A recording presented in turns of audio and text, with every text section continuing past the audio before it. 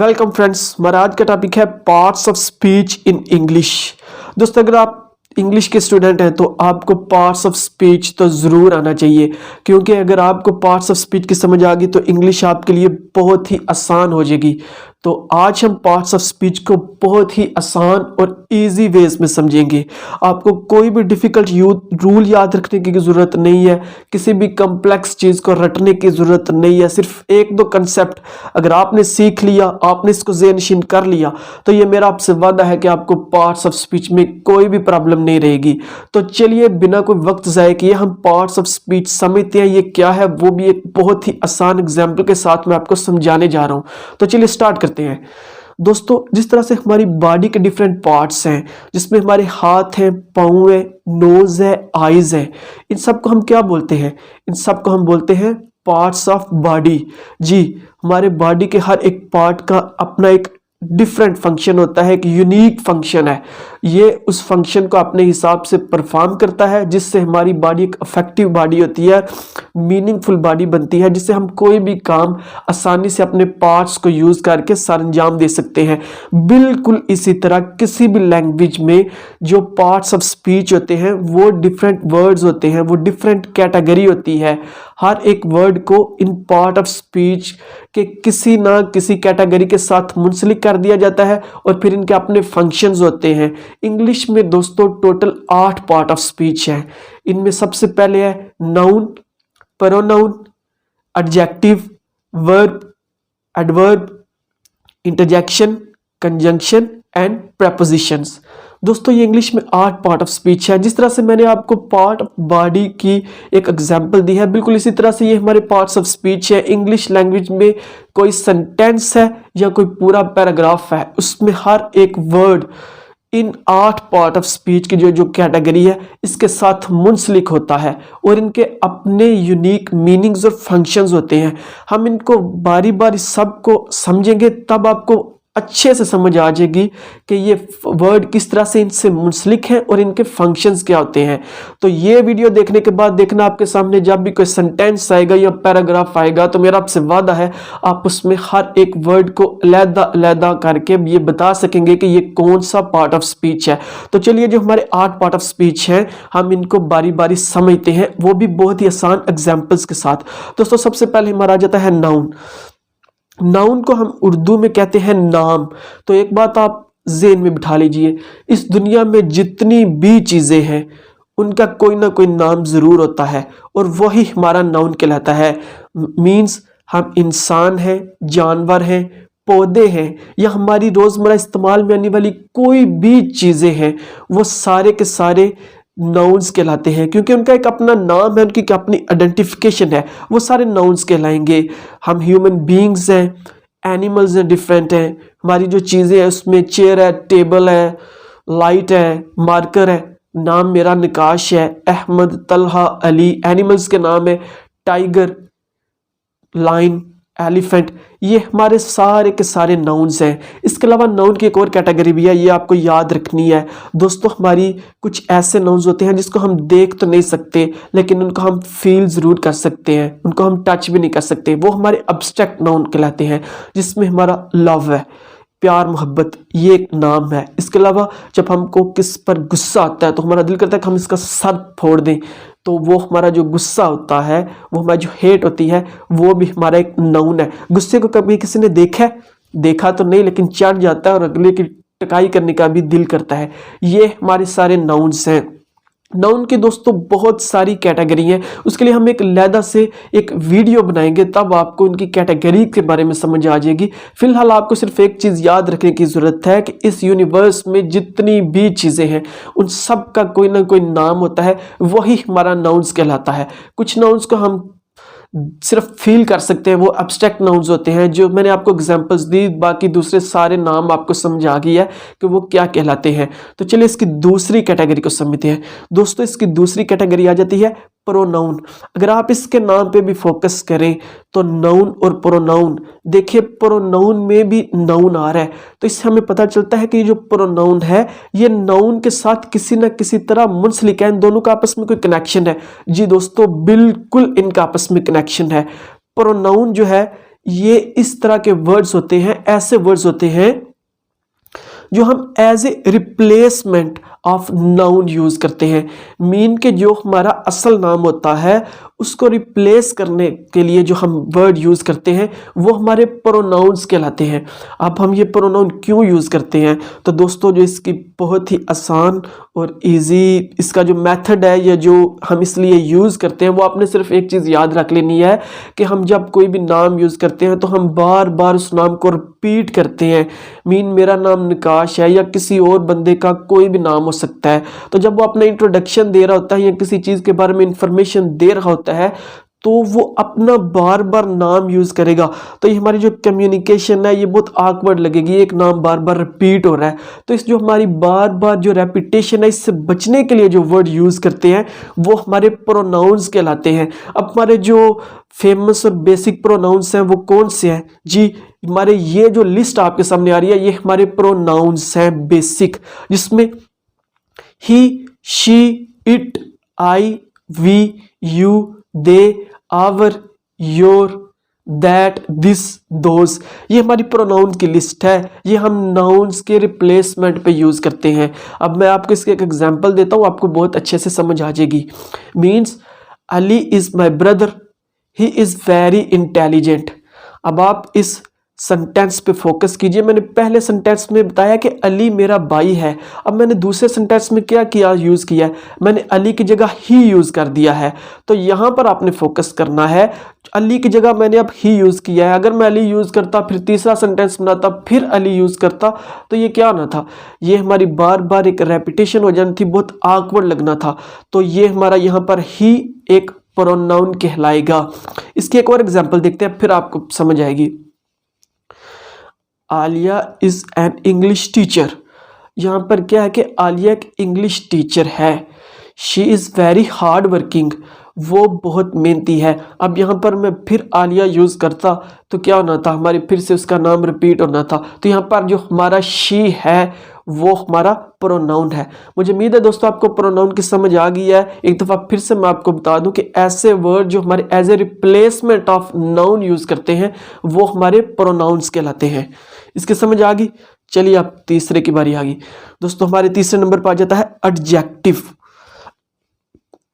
इसको आपने याद रखना है, एक एग्जाम्पल के साथ मैं आपको समझाऊंगा। आपको एक कंसेप्ट इसका याद रखना है दोस्तों। हमारा जो एडजेक्टिव होता है ये हमारे नाउन या प्रोनाउन जिनके बारे में हम ऑलरेडी पढ़ चुके हैं इनके मीनिंग्स में इजाफा करता है। मीन्स के जो हमारा नाउन या प्रोनाउन किसी सेंटेंस में आता है, एडजेक्टिव उसके मीनिंग में मजीद उसके बारे में हमें और ज़्यादा इन्फॉर्मेशन देता है। जो इन्फॉर्मेशन हमारे पास मौजूद है वो तो हमें पता है, लेकिन ये इसकी इन्फॉर्मेशन में इजाफा करता है। मीन कि ये हमारा जो नाउन आ गया है, ये प्रोनाउन आ गया है, ये किस तरह का है, ये लंबा है, छोटा है, गोरा है, काला है, नालायक है, लाइक है, मेहनती है। इस तरह की इन्फॉर्मेशन हमें हमारे नाउन के बारे में जो भी वर्ड देते हैं वो हमारे एडजेक्टिव कहलाते हैं। तो चलिए इसकी भी एक एग्जाम्पल सीखते हैं। He is handsome. देखिए अब यहाँ पर ये एक बंदा आ चुका है तो इसके बारे में हमें क्या बता रहे कि ही इज़ हैंडसम। अब हमें इस बंदे के बारे में ये इंफॉर्मेशन दे रहा है कि ये जो बंदा है, ही जो एक प्रोनाउन है, ये क्या है, ये खूबसूरत है। यहाँ पर जो हमारा हैंडसम है ये हमारा एक एडजेक्टिव कहलाएगा। इस पर आपने गौर कर लेना है कि ये हमारे एक प्रोनाउन को मज़ीद उसके बारे में हमें इंफॉर्मेशन दे रहा है कि ये जो हमारा प्रोनाउन है ये खूबसूरत है। अब इसकी एक और एग्जांपल लेते हैं। Ahmad is tall. ये देखिए ये अहमद आ गया है। अहमद क्या है, लंबा है। तो इसने हमें एक नाउन अहमद उसके बारे में हमें मज़ीद इन्फॉर्मेशन इस सेंटेंस में दी है कि अहमद एक लंबा इंसान है। अब यहाँ पर हो सकता था Ahmad is an innocent boy. यहाँ पर हमारा इनोसेंट क्या आना था, वो भी एक एडजेक्टिव के कहलाना था, क्योंकि वो हमें एक नाउन अहमद के बारे में बता रहा है कि अहमद एक मासूम इंसान है। तो जो भी हमारे वर्ड हमारे नाउन या प्रोनाउन के मीनिंग में इजाफा करते हैं, इस तरह के सारे वर्ड्स जो हैं वो हमारे एडजेक्टिव कहलाते हैं। इसकी भी समझ आ गई। चलिए हम आगे बढ़ते हैं। वर्ब दोस्तों ये एक बहुत ही इंपॉर्टेंट पार्ट ऑफ स्पीच है, इसको आपने याद रख लेना है। विदाउट वर्ब हमारा कोई भी सेंटेंस कंप्लीट नहीं होता। हर एक सेंटेंस में वर्ब ज़रूर होना चाहिए। अगर किसी भी सेंटेंस में हमारी वर्ब नहीं है तो वो हमारा सेंटेंस कंप्लीट नहीं होता। अब ये वर्ब क्या है? हमारे सेंटेंस में जो भी हमारा काम होता है, जो भी हमारा एक्शन होता है, वो हमारा वर्ब कहलाती है। अब कोई भी सेंटेंस है उसमें अगर एक्शन या काम ही नहीं होगा तो वो हमारा सेंटेंस कंप्लीट होगा? जी बिल्कुल नहीं, वो हमारा सेंटेंस कंप्लीट हो ही नहीं सकता। इसकी मैं आपको एग्जांपल बता देता हूँ। I drink water. अब यहाँ पर मैं काम क्या कर रहा हूँ? आई तो हो गया प्रोनाउन, वाटर क्या हो गया? वाटर। जी वाटर एक नाउन हो चुका है। आपको मैंने बताया ना कि इस दुनिया में हर चीज़ का कोई ना कोई नाम होता है। अब यहाँ पर ड्रिंक बच गया है तो मैं यहाँ पर काम क्या कर रहा हूँ कि मैं पानी पीता हूँ, मैं पानी पी रहा हूँ। यहाँ पर जो हमारा ड्रिंक होगा वो हमारा वर्ब कहलाता है। इस तरह के कोई भी एक्शन, कोई भी चीज़ें जो सेंटेंस में हम परफॉर्म करते हैं, जो काम करते हैं, वो हमारी वर्ब कहलाती है। इसकी एक और एग्जाम्पल लेते हैं। He plays cricket. अब यहाँ पर जो प्लेज है वो क्रिकेट खेलता है। प्लेज क्या है? वो काम, खेलने वाला काम कर रहा है ना, एक्शन कर रहा है।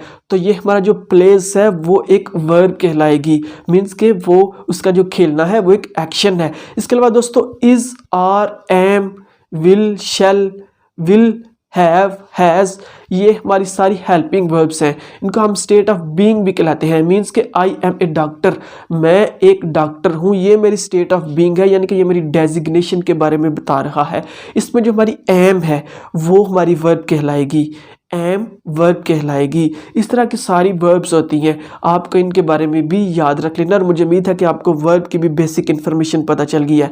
तो चलिए अपने 4 नंबर को आगे सीखते हैं। दोस्तों आगे हमारी आ जाती है एडवर्ब। इसके भी नाम पे फोकस कीजिए, ये किसी ना किसी तरह वर्ब के साथ मुंसलिक है ना? तो जी बिल्कुल। जिस तरह से हमारा एडजेक्टिव सिर्फ एक काम करता था, नाउन और प्रोनाउन के मीनिंग में इजाफा कर रहा था, तो यहाँ पर एडवर्ब भी एडजेक्टिव की तरह ही है, लेकिन इसके 3 फंक्शंस होते हैं। ज़हन में रख लेना एडजेक्टिव और एडवर्ब में फ़र्क क्या है। जो हमारी एडवर्ब है वो हमारी वर्ब के मीनिंग्स में इजाफा करती है। मीन के जिस तरह से हमारा एडजेक्टिव था ना, नाउन के बारे में बता रहा था कि ये बंदा किस तरह का है, ये चीज़ किस तरह की है, इस तरह से जो हमारा काम है वर्ब, उस एडवर्ब उसके बारे में बता रही है कि ये काम किस तरह से हो रहा है। ये काम आहिस्ता से हो रहा है, स्लो हो रहा है, सीधा हो रहा है, उल्टा हो रहा है। जो भी हमारे काम के बारे में मज़ीद इंफॉर्मेशन दे वो हमारी एडवर्ब कहलाती है। एडवर्ब के इसके अलावा 2 और फंक्शंस भी हैं, सिर्फ ये हमारी वर्ब के बारे में ही इंफॉर्मेशन नहीं देती, इसके अलावा ये हमारी एक और एडवर्ब के बारे में भी इंफॉर्मेशन देती है। मीन्स के एक वर्ब के साथ एडवर्ब आ चुकी है, ये उसको भी मज़ीद उसके मीनिंग में इजाफा करती है। इसके अलावा ये हमारे एडजेक्टिव के मीनिंग में इजाफा करती है। अभी तो आपको थोड़ा सा एडवर्ब कॉम्प्लिकेटेड लग रहा है, लेकिन मैं आपके सामने 2-3 सेंटेंस बनाऊंगा, देखना सारी कन्फ्यूजन खत्म हो जाएगी। एडवर्ब के बारे में आपको सारी इन्फॉर्मेशन मिल जाएगी। फिलहाल याद रख लीजिए, हमारी जो एडवर्ब होती है वो हमारी वर्ब के मीनिंग में इजाफा करती है, किसी भी और एडवर्ब के मीनिंग में इजाफा करती है, या एडजेक्टिव के मीनिंग में भी इजाफा करती है सेंटेंस में, वो हमारी एडवर्ब कहलाती है। चलिए इसकी एग्जाम्पल जल्दी से इसकी एक हम सेंटेंस बनाएंगे ताकि आपको जो परेशानी माइंड में बन रही है वो दूर हो जाए। तो चलिए इसकी हम एक सेंटेंस बनाते हैं। ही स्पीक्स स्लोली, वो आहिस्ता से बोलता है। अब आपको यहाँ पर फट से पता चल जाना चाहिए कि ये हमें बता रहा है कि वो किस तरह से बोलता है। जिस तरह से मैंने आपको बताया कि हमारी जो एडवर्ब होती है ये हमारे काम यानी कि वर्ब के मीनिंग में इजाफा कर रही है। वो आहिस्ता से बोलता है। ये देखिए, अब वो बोलता तो है लेकिन किस तरह से बोलता है? आहिस्ता बोलता है। ये उसके बोलने के अंदाज को बता रहा है कि वो तेज़ नहीं बोलता, वो आराम से बोलता है। यहाँ पर जो स्लोली है ये हमारी एक एडवर्ब है। ये हमारी स्पीक जो वर्ब है उसके मीनिंग को बता रही है, उसके मीनिंग में इजाफा कर रही है कि वो बोलता तो है लेकिन आहिस्ता से। इसी सेंटेंस में अगर हम दरमियान में वेरी लगा दें, ही स्पीक्स वेरी स्लोली। अब देखें यहाँ पर वो स्लो तो बोलता है लेकिन कितना स्लो बोलता है? बहुत ही स्लो बोलता है। यहाँ पर देखें जो वेरी है वो भी एक एडवर्ब है। यहाँ पर जो वेरी है वो हमारी एक एडवर्ब स्लोली के मीनिंग में इजाफा कर रहा है। मीन के वेरी भी एडवर्ब है, स्लोली भी एडवर्ब है।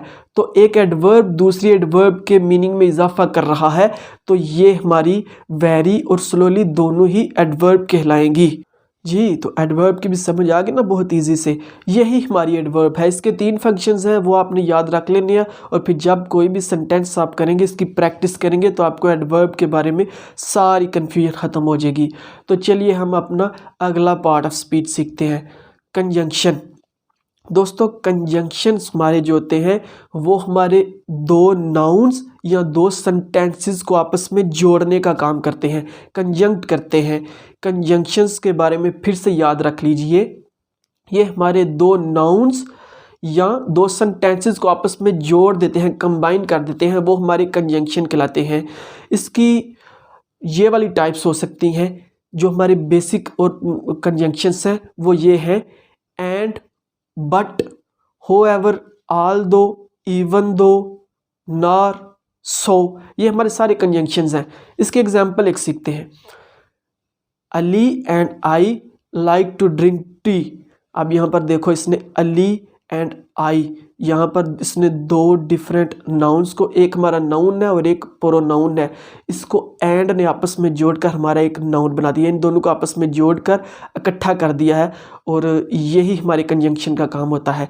Ali and I like to drink tea, यानी कि अली को और मुझे चाय पीना पसंद है। कंजंक्शन का यही काम होता है कि हमारे 2 नाउन्स को आपस में जोड़ देता है। अब हम 2 सेंटेंसेस जोड़ते हैं, I want to play cricket but my father does not like this. यहाँ पर हमारा कंजंक्शन कौन सा है जी, बट। देखिए, इसने दो सेंटेंसेस को आपस में जोड़ दिया है। हमारा जो पहला सेंटेंस है वो है कि I like to play cricket, ये एक बिल्कुल इंडिपेंडेंट सेंटेंस है। सिर्फ इस सेंटेंस को यहाँ तक ही छोड़ दे तो समझ आ जाती है कि भाई मुझे तो क्रिकेट खेलना पसंद है, लेकिन जब मैंने इसके दरमियान में बट लगा दिया, लेकिन मेरे पापा को ये चीज़ पसंद नहीं है, तो देखे इसने एक इंडिपेंडेंट सेंटेंस को दूसरे के साथ जोड़ दिया है हमारे बट ने। ये कंजंक्शन का काम होता है। इसकी समझ आ गई। ये हमारे सारे वर्ड जो आपके सामने आ रहे हैं ये कंजंक्शन ही कहलाते हैं। इसके अलावा हमारा अगला वर्ड है प्रेपोजिशन। दोस्तों, प्रेपोजिशन हमारी क्या, प्रेपोजिशन का फंक्शंस भी कुछ इसी तरह है। प्रेपोजिशन हमारे नाउन को, हमारे सब्जेक्ट को सेंटेंस के दूसरे हिस्सों के साथ जोड़ती है। प्रेपोजिशन की बेसिकली 2 टाइप्स होती हैं, एक तो हमारी प्रेपोजिशन ऑफ प्लेस है, एक प्रेपोजिशन ऑफ टाइम है। हमारी ये वाली फेमस प्रेपोजिशंस हैं, in, on, at, between, under, above, below. ये हमारी सारी प्रेपोजिशंस हैं। इनको अपने डिफरेंट फंक्शंस होते हैं। इस पे हम एक अलग से वीडियो बनाएंगे इसकी डिटेल में, लेकिन आपको फ़िलहाल ये सीख लेना है कि हमारी प्रेपोजिशन हमारे सेंटेंस का जो हमारा नाउन और या प्रोनाउन होता है, इसको हमारे सेंटेंस के बकिया हिस्से के साथ कनेक्ट करती है। चलिए इसकी हम कुछ एग्जांपल्स देखते हैं। The ball is under the table, means के बॉल क्या है, एक नाउन है, बॉल मेज़ के नीचे है। यहाँ पर हमारा जो अंडर है ये हमारी एक प्रेपोजिशन कहलाएगी।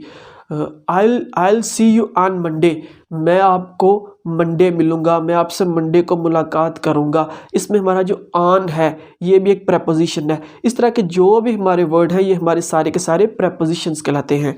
दोस्तों, इसके बाद हमारा लास्ट पे एक पार्ट ऑफ स्पीच बन गया है इंटरजेक्शन। बहुत इजी है, इसको समझना सबसे आसान है। दोस्तों, इंटरजेक्शन के इंग्लिश में आपने कोई स्पेसिफिक मीनिंग नहीं होते, ये आपने बात याद रख लेनी है कि इंग्लिश के स्पेसिफिक इसके मीनिंग नहीं होते, लेकिन ये हमारी फीलिंग को शो करता है। जब हम बोल रहे होते हैं तो हम अपने एक्सप्रेशन से बता सकते हैं ना कि हम खुश हैं, हम बहुत ज़्यादा परेशान हैं, हम रोने वाले हैं, या हमारी फीलिंग्स किस तरह की है। इस तरह जब हम राइटिंग कर रहे होते हैं तो ये हमारे कंजंक्शन, जो हमारे इंटरजेक्शन वर्ड होते हैं, ये हमारी फीलिंग्स को शो करते हैं कि हम इस वक्त किस तरह फील कर रहे हैं, हम खुश हैं या हम खुश नहीं हैं, हम किस तरह से हैं। इसके अगर हम एग्जाम्पल्स के बारे में बात करें तो दोस्तों, इसके ये वाले वर्ड कंजंक्शन, इंटरजेक्शन के ये वाले वर्ड अमूमन तौर पर हम इस्तेमाल करते हैं।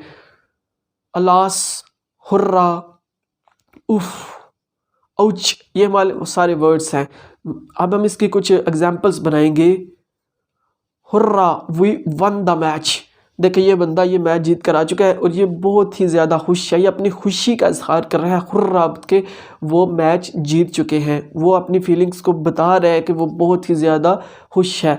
इसके बाद ये देखिए, अलास, हिज मदर डाइड, ये देखिए ये बंदा परेशान है क्योंकि इसकी माँ फौत हो चुकी है और अलास वाला वर्ड यूज़ करके ये बता रहा है कि ये बहुत ही गम में है क्योंकि इसकी माँ फौत हो चुकी है। ये वाले वर्ड्स हमारे इंटरजेक्शन कहलाते हैं। इंटरजेक्शन के बारे में आपने एक बात याद रख लेनी है, इंटरजेक्शन जब भी हम यूज़ करते हैं उसके बाद हम साइन ऑफ एक्सक्लेमेशन यूज़ करते हैं। ये आपने यूज़ ज़रूर करना है, इसको आपने नहीं भूलना। तो दोस्तों ये हमारे 8 पार्ट ऑफ स्पीच थे।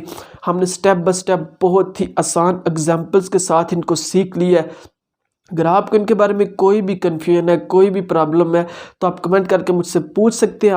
अगर आपने ये वाले स्टेप, ये वाले कंसेप्ट पे दोस्तों फोकस कर लिया, इनको सीख लिया तो आपके लिए पार्ट ऑफ स्पीच बिल्कुल भी डिफ़िकल्ट नहीं रहेंगी। अभी आप कोई भी एक पैराग्राफ लो या कोई सेंटेंस लो, उसमें पार्ट ऑफ स्पीच को अलग-अलग लिखो और इसकी प्रैक्टिस करो। जब आपको इसकी प्रैक्टिस करने की आदत हो जाएगी तो आपके लिए ईजी हो जाएगा और इंग्लिश आपको बहुत ही आसानी से आ जाएगी। तो अगर आपको मेरी वीडियो अच्छी लगे तो मेरे चैनल को आपने लाइक और सब्सक्राइब ज़रूर करना है और मिलते हैं अपनी नेक्स्ट वीडियो में। तब तक के लिए अल्लाह हाफिज़।